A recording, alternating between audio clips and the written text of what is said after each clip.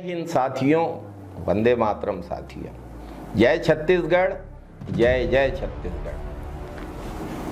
हमारा छत्तीसगढ़ शांति और सद्भाव का टापू, लेकिन अब डबल इंजन और ट्रिपल इंजन की सरकार बनने के बाद छत्तीसगढ़ की स्थिति उत्तर प्रदेश और बिहार से भी बदतर होती जा रही है। भाजपा की सरकार बनने के बाद छत्तीसगढ़ में चल रहा है जंगल राज।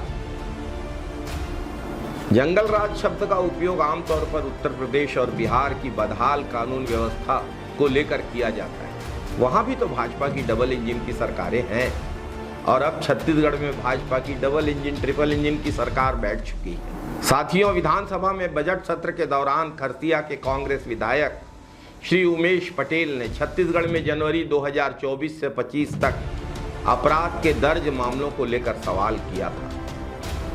गृह मंत्री विजय शर्मा ने बताया कि पिछले एक वर्ष में छत्तीसगढ़ में बलात्कार के 3191 मामले दर्ज किए गए, यानी प्रतिदिन लगभग 8 से 9 महिलाएं इस घिनौने अपराध का शिकार बन रही हैं। प्रदेश में हर 3 घंटे में एक महिला के साथ दुष्कर्म हो रहा है।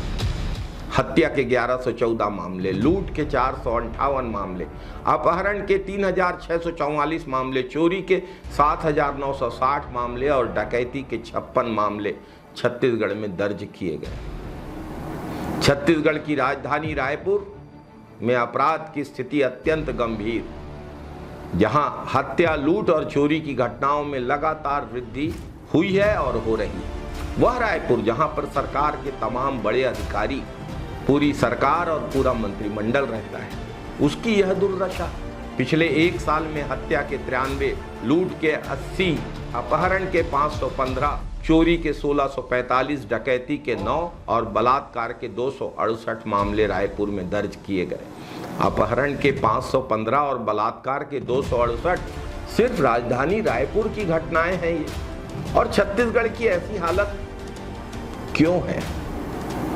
छत्तीसगढ़ में सरकार में निष्क्रिय, कठपुतली सरकार बैठी है, इसलिए छत्तीसगढ़ की ये हालत है। भले ये सीना ठोक ठोक के इसको सुशासन की सरकार कहें, लेकिन वास्तव में ये सुशासन नहीं, कुशासन है। एक आदिवासी मुख्यमंत्री है, इसके बावजूद सबसे ज्यादा पीड़ित आदिवासी समाज है। आदिवासी समाज पर भाजपा सरकार पुलिस प्रशासन से दबाव बनाकर उनकी जमीनें, उनके जल जंगल और जमीन के अधिकार छीन रही है। रायपुर में बस्तर के एक आदिवासी छात्र की लिफ्ट मांगने पर मार मार के पीट पीट कर हत्या कर दी। गृह मंत्री के क्षेत्र में राष्ट्रपति के दत्तक पुत्र बैगा जनजाति के लोगों की आग में जलकर मृत्यु हो गई। गृह मंत्री के क्षेत्र से ही मानव तस्करी की घटनाएं सामने आती। गृह मंत्री के ही क्षेत्र में पुलिस का गांव में प्रवेश वर्जित करके 2 परिवारों के बीच खुलेआम हिंसा का तांडव चलता है, जिसमें अनेक जानें चली जाती है। राजस्व मंत्री के क्षेत्र में कलेक्टर और एसपी ऑफिस बाहर के प्रदेशों से आए उपद्रवी जला देते हैं और छत्तीसगढ़ की शांति को भंग करके, छत्तीसगढ़ की निवासियों की संपत्ति को आग लगाकर, छत्तीसगढ़ के दुकानदारों को लूट का निशाना बनाकर वापस अपने प्रदेश लौट भी जाते हैं। और इन उपद्रवियों को आमंत्रित करने से लेकर उनके रहने और खाने तक की व्यवस्था जिन लोगों ने की, आरोप है उनके सत्ताधीशों से निकट संबंध है। मतलब भाजपा सरकार के आमंत्रण पर उपद्रवी बलौदा बजा रहे थे। भाजपा सरकार के लोगों ने इनके रहने खाने की व्यवस्था की और भाजपा सरकार के प्रशासन के सामने इन उपद्रवियों ने कलेक्टर और एसपी ऑफिस को आग लगा दी। बाहर से आए हुए लोगों ने स्थानीय व्यापारियों की दुकानों में तोड़फोड़ की और भाजपा सरकार को ठेगा दिखाकर आराम से वापस छत्तीसगढ़ से बाहर अपने प्रदेश चले गए। और भाजपा सरकार ने क्या किया? सतनामी समाज के निर्दोष लोगों, युवक कांग्रेस एनएसयूआई के पदाधिकारियों पर आगजनी का आरोप लगाकर प्रताड़ना करने का काम किया और ऐसे लोगों को प्रताड़ित किया गया जो घटना के समय घटना स्थल पर मौजूद ही नहीं थे। एक ऐसे व्यक्ति को गिरफ्तार करने के लिए छत्तीसगढ़ सरकार की पुलिस उसके घर गई, जिसकी मृत्यु हुए कई महीने बीत चुके हैं। ऐसे अनोखे कारनामे भाजपा के ही बस की बात है। इसको ही तो अंधेर नगरी और चौपट राजा कहते हैं, इसको ही कुशासन कहते हैं, इसको सुशासन नहीं कहते।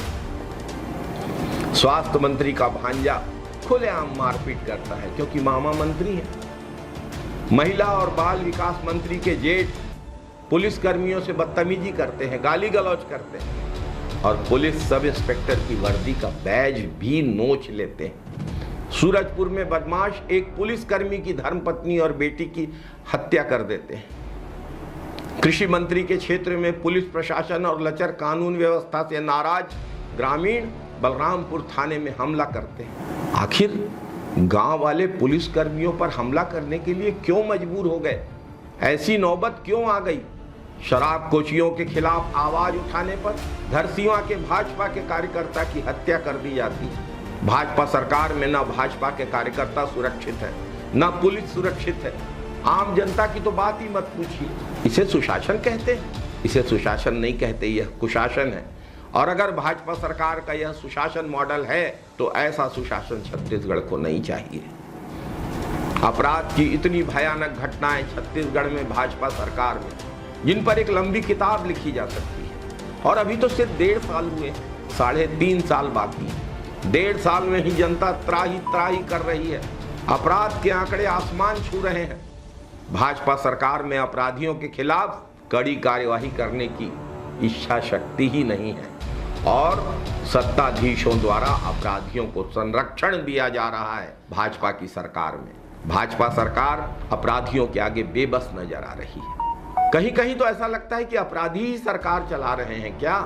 छत्तीसगढ़ को अपराधगढ़ बनाने की यह साजिश ज्यादा दिन चलने वाली नहीं है। जनता की सहन शक्ति अब जवाब दे रही है। जय छत्तीसगढ़, जय जय छत्तीसगढ़, जय हिंद साथियों, वंदे मातरम।